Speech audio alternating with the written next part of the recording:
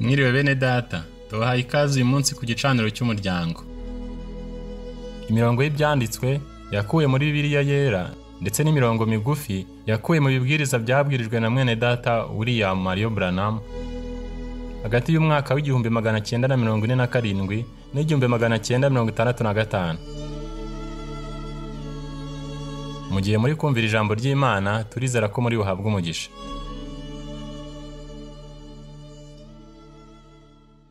Abami ba mbere, igice cya 13, umurongo wa 8 kugera kwa 19. Uwo muntu w'Imana abwira umwami ati, nawe wampa igice cya kabiri cy'ibintu byo mu nzu yawe, ntabwo twajyana iwawe, sindira ino kandi simpanywa n'amazi, kuko ariko ijambo ry'Uwiteka ryanyihanangirije ngo, ntugire icyo urya ntunywe n'amazi, kandi ntusubize inzira yakuzanye. Nuko aragenda asubiza indi nzira, ntiyasubiza iyamuzanye ajya i Beteli. Icyo gihe hariho umuhanuzi w'umusaza i Beteli. Umwe wo mu bahungu be araza amurondorera iby'uwo muntu w'Imana yakoreye i Beteli uwo munsi n'amagambo yabwiye umwami bayabwira se. Se arababaza ati, aciye mu yihe nzira? Kandi abahungu be bari babonye inzira uwo muntu w'Imana waturutse i Buyuda yaciyemo. Se abwira abahungu be ati, nimunshyirire amatandiko ku ndogobe. Nuko bamushyirira amatandiko ku ndogobe ayigendaho. Akurikira umuntu w'Imana amusanga aho yari yicaye munsi y'igiti cy'umwera, aramubaza ati, mbese ni wowe wa muntu w'Imana waturutse i Buyuda? Nawe ati, ninjye. Aramubwira ati, ngwino dusubirane imuhira ufungure. Aramusubiza ati, sinemererwa gusubiranayo nawe ngo tujyane iwawe, kandi naha sindi buhasangirire nawe ibyo kurya, simpanywa n'amazi, kuko nabibwiwe n'ijambo ry'Uwiteka ngo ne kurira ibyo kurya cyangwa kunywera amazi aho, kandi ngo sinzasubize inzira yanzanye. Nawe aramubwira ati, nanjye ndi umuhanuzi nkawe, kandi marayika utumwe n'Uwiteka avuganye nanjye ati, jya kumugarura umujyani wawe, arye kandi anywe. Ariko yaramubeshyaga.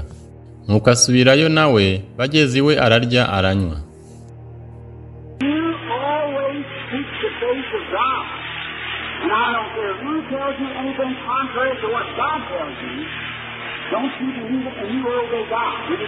Muhora mushaka mu maso h'Imana, kandi sinitaye kubabwira icyo ari cyo cyose gihabanye n'icyo Imana ikubwira, ntukizere, kandi mwubahe Imana. Mbese muzabikora?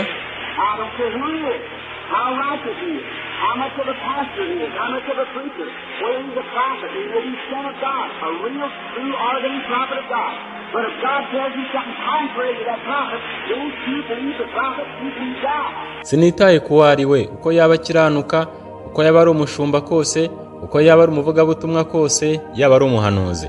Ashobora kuba yaroherejwe n'Imana, umuhanuzi nyayo w'ukuri washyizweho n'Imana. Ariko niba Imana ikubwiye ikintu gihabanye n'uwo muhanuzi, ntiwizere umuhanuzi, wizere Imana.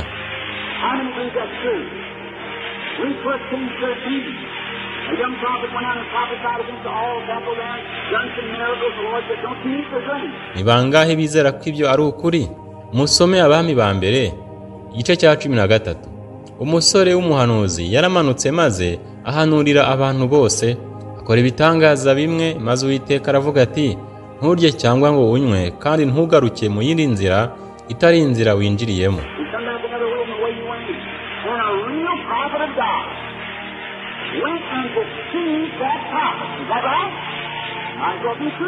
Kandi umuhanuzi w'ukuri w'Imana yaragiye kandi ashuka uwo muhanuzi. Mbese ni ukuri? Ushobora kuba uri umunyakuri? Waba umunyakuri? Yaravuze ati, marayika w'Imana yaransanze maze ambwira yuko nkubwira ngo uze mu nzu yanjye.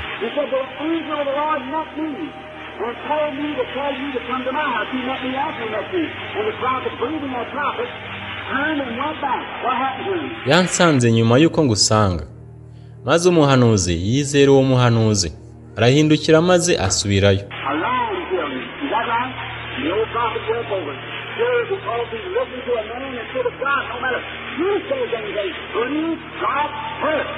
Nicyo cyamubayeho, intare yaramwishe. Mbese ni ukuri? Maze umuhanuzi w'umusaza aramuririra, nta gushidikanya, kubera ko yumviye umuntu aho kumvira Imana. Wavuga icyo ari cyo cyose, banza wizere Imana. today and forever.